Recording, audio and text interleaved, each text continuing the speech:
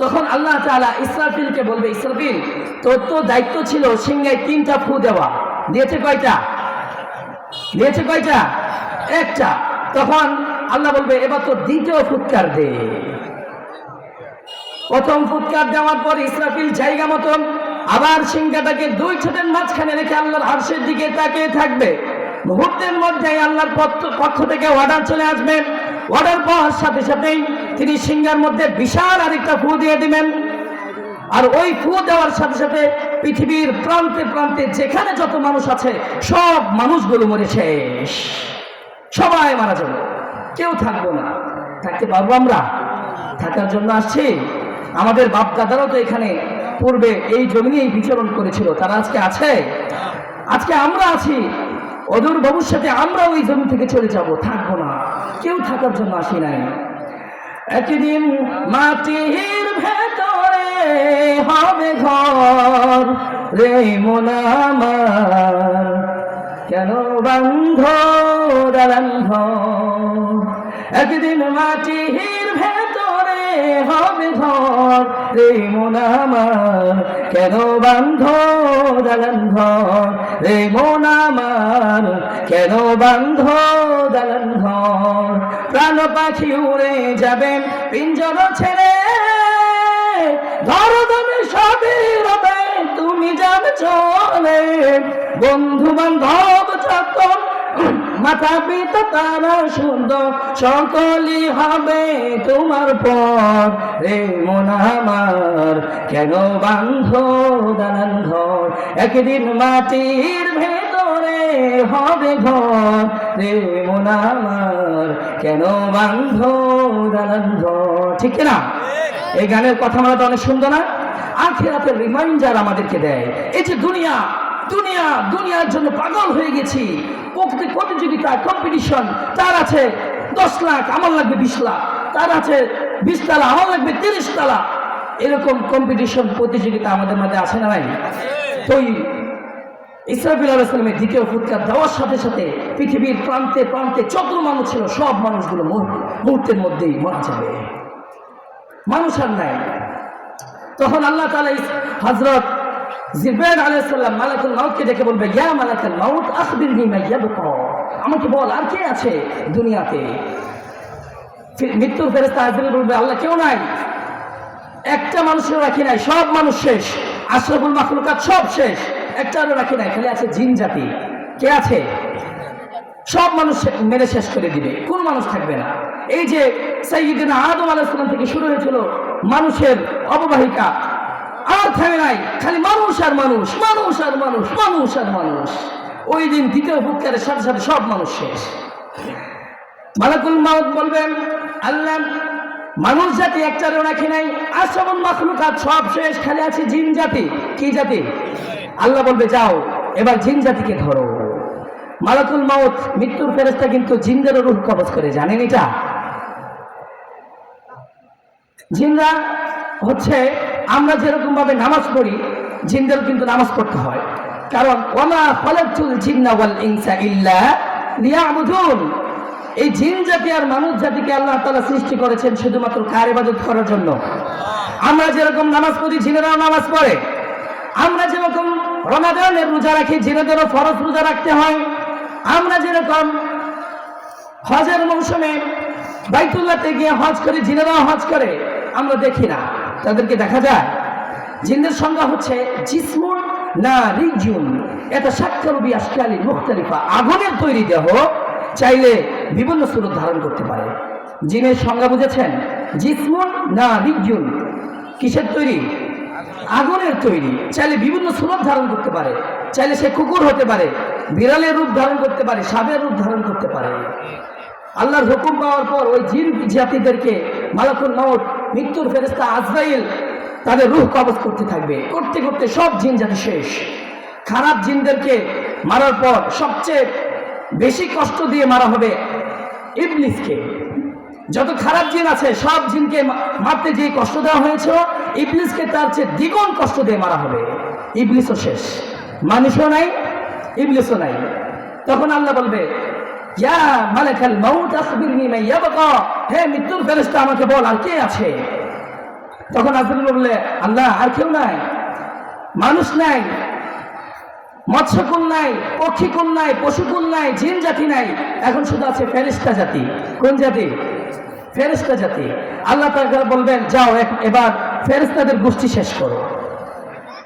ফেরেশতাদের সংজ্ঞা হচ্ছে জিসমুন নূরিয়ুন ইয়াতাশাক্কালু বিআশকালিন মুখতালিফা, আলোর তৈরি, নূরের তৈরি একটা দেহ, চাইলে বিভিন্ন স্বরূপ ধারণ করতে পারে। জিন আর ফেরেশতার পার্থক্য বুঝতে পেরেছেন? জিন কিসের তৈরি? আগুনের তৈরি। আর ফেরেশতা কিসের তৈরি? নূরের তৈরি। তখন মালাকুল মাউত আজরাইল ফেরেশতাদের রূহ কবজ করতে থাকবে, করতে করতে সব ফেরেশতা শেষ। তখন আল্লাহ তাআলা ডেকে বলবেন, ইয়া মালাকুল মাউত আখবিরনি মান ইয়াবকা, আমাকে বল আর কে কে আছেন? মালাকুল মাউত বলবে, আল্লাহ পৃথিবীতে আর কেউ নাই, মানুষ জাতি নাই, জিন জাতি নাই, ফেরেশতা জাতি নাই, শুধু আছে আমার তিনজন কলিগ। কয়জন কলিগ? জিবরাইল, ইসরাফিল, মিকাইল আর আমি আজরাইল। আল্লাহ আমরা এই চারজনে আছি, আর কেউ নাই। তখন আল্লাহ তাআলা বলবে, যাও মিকাইলের রূহটা কবজ করে নিয়ে আসো। যেই মিকাইল আমার আদেশে পৃথিবীতে বৃষ্টি ঝরাতো, আমার আদেশে ক্ষেত খামারে ফসলের ব্যবস্থা করে দিত, আমার আদেশে বান্দার রিজিকের হিসাব রাখতো, ওই মিকাইলের রূহটাকে কবজ করে নিয়ে আসো। তখন তিনি ওই মিকাইলের রূহটাকে কবজ করে ফেলবে। তখন আল্লাহ বলবে, যাও এবার গিয়ে ইসরাফিলের রূহটাকে কবজ করে নিয়ে আসো। ইসরাফিল আলাইহিস সালাম তখনও সিংহাটাকে দুই ঠোঁটের মাঝখানে নিয়ে আল্লাহর আরশের দিকে তাকিয়ে থাকবে। ঠিক ওই মুহূর্তে গিয়ে সালাম দিয়ে ইসরাফিলের রূহকেও কবজ করে ফেলবেন। তখন আল্লাহ বলবে, যাও যেই ফেরেশতাকে আমি ওহী দিয়ে দুনিয়াতে পাঠাতাম, তাওরাত দিয়ে, জাবুর দিয়ে, ইনজিল দিয়ে, কোরআন দিয়ে যেই রূহটাকে, যে রূহুল আমিনকে পাঠাতাম, রূহুল আমিন জিবরাইলকে পাঠাতাম, ওই জিবরাইলের রূহটাকে কবজ করে নিয়ে আসো। মালাকুল মাউত গিয়ে ওই জিবরাইল আলাইহিস সালামের কাছে গিয়ে সালাম দিয়ে তার রূহকেও কবজ করে ফেলবে। এখন আর কেউ নাই। তখন আল্লাহ বলবে, ইয়া মালাকুল মাউত আখবিরনি মা ইয়াবকা, অনেক ডিউটি পালন করেছিস, অনেক দায়িত্ব পালন করেছিস, এখন আমাকে বল আর কে আছে? তখন মালাকুল মাউত বলবে, আল্লাহ কেউ না, মানুষ নাই, জিন নাই, ফেরেশতা নাই, আমার কলিগরাও নাই, আমি বড় একা। আল্লাহ আমি আছি আজরাইল, তোমার হুকুমের গোলাম, আর তুমি আছো আনতাল হাইয়ুল কাইয়ুম, তুমি তো মরবা না, তুমি তো শাশ্বত চিরঞ্জীব। তখন আল্লাহ তাআলা বলবে, হে মৃত্যুর ফেরেশতা, এবার তুই মর, এবার তুই মর। আজীবন মারছে, সারা জীবন খালি মাইরেই গেছে, আজকে তার মরতে হবে। আল্লাহ বলবে, তুই মর, তুই মর। এই কথাটা শোনার সাথে সাথেই আজরাইলের কাঁপুনি ছুটে যাবে, জ্বর এসে যাবে, শরীর গরম হয়ে যাবে, কাঁপতে থাকবে, কান্না করতে থাকবে, আর বলবে, আল্লাহ এটা এমন কেমন কথা, আমি না বললাম, আমি না সারা জীবন সবাইকে বললাম, আজকে আমাকে করতে হবে কেন? আল্লাহ বলবে, কোনো কথা হবে না, মর, এবার তোকে মরতে হবে। তখন আল্লাহ তাআলা বলবেন, কুল্লু নাফসিন যায়িকাতুল মাউত, কারণ প্রত্যেকটা প্রাণীকেই মৃত্যুর স্বাদ গ্রহণ করতে হবে। সুতরাং আজরাইল আজকে তুই মর। আজরাইল কাঁপতে থাকবে। আল্লাহ বলবে, কেঁদে লাভ নাই, কেঁপে লাভ নাই, মরতে থেকে হবেই। Everyone has to take taste of death, প্রত্যেকটা প্রাণীকেই মৃত্যুর স্বাদ গ্রহণ করতে হবে। সুতরাং তুই মর, মুত ইয়া মালাকাল মাউত, মুত ইয়া মালাকাল মাউত। হে ফেরেশতা তুই মরে যা। তখন ওই মৃত্যুর ফেরেশতা জান্নাত আর জাহান্নামের মাঝ বরাবর গিয়ে দাঁড়াবে, দাঁড়িয়ে বিশাল একটা চিৎকার দিয়ে অজ্ঞান হয়ে পড়ে যাবে। শেষ, আজরাইলের ইচ্ছা খতম। এখন ডানে বামে, সামনে পিছনে, উপরে নিচে কেউ নাই একজন ছাড়া, তিনি কে? কুল্লু মান আলাইহা ফানি ওয়া ইয়াবকা ওয়াজহু রাব্বিকা যুল জালালি ওয়াল ইকরাম ফাবিআইয়ি আলাই রাব্বিকুমা তুকাযযিবান। দুনিয়ার বুকে যা আছে সবাই মরে যাবে, একজন ছাড়া, তিনি কে? আরো জোরে বলেন, তিনি কে? আল্লাহ। তখন আল্লাহ একা একাই চিৎকার দিয়ে, হুঙ্কার দিয়ে বলতে থাকবে, ইয়া আরদু আইনা আশজারুকি, হে পৃথিবী তোর বড় বড় গাছগুলি কই? আপনাদের এলাকায় বট গাছ আছে? আছে? যেখানে শিরকের আখড়া জমে ওঠে, মোমবাতি দেয়, লাল সালু দেয়, নাচানাচি করে, এমন বটগাছ আছে না নাই? আল্লাহ তখন ডেকে বলবে, ইয়া আরদু, হে পৃথিবী, আইন আসছে আরো কি, তোর বড় বড় গাছগুলো কই যেখানে মানুষ শিরিক করতো? তখন আল্লাহ বলবে, ইয়া আরদু আইনা আনহারু কি, হে পৃথিবী, তোর বড় বড় নদীগুলো কই? পদ্মা নদী কই? মেঘনা নদী কই? যমুনা নদী কই? গঙ্গা নদী কই? মিসিসিপি মিশরি কই? আমাজন কোথায়? নীল নদ কোথায়? 6,650 কিলোমিটার লম্বা। উগান্ডার ভিক্টোরিয়ার হ্রদ থেকে এর অববাহিকা শুরু। পৃথিবীর সবচেয়ে বড় নদী নীল নদ মিশরে। এটা মিশরে এই নীল নদের পানি ছাড়া আর কোনো মিঠা পানির উৎস নাই।